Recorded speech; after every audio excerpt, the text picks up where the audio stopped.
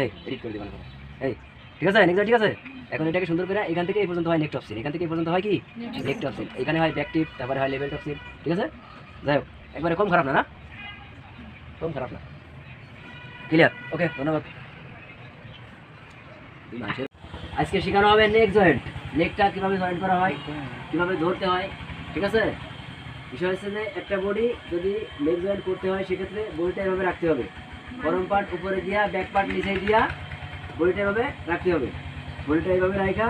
এটা হচ্ছে রিপ এটাকে কি বলা হয় রিপ এই রিপটা এই মাথা থেকে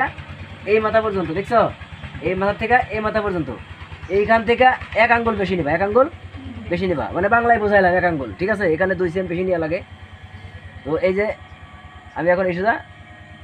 কেটে দেবো এটা অ্যাকচুয়ালি গার্মেন্টসে সেলাই করে প্লেন মেশিনে এটাকে বলা হয় রিপ টাক কি বলা হয় রিপ টাক ঠিক আছে রিপ টাক দেওয়ার পরে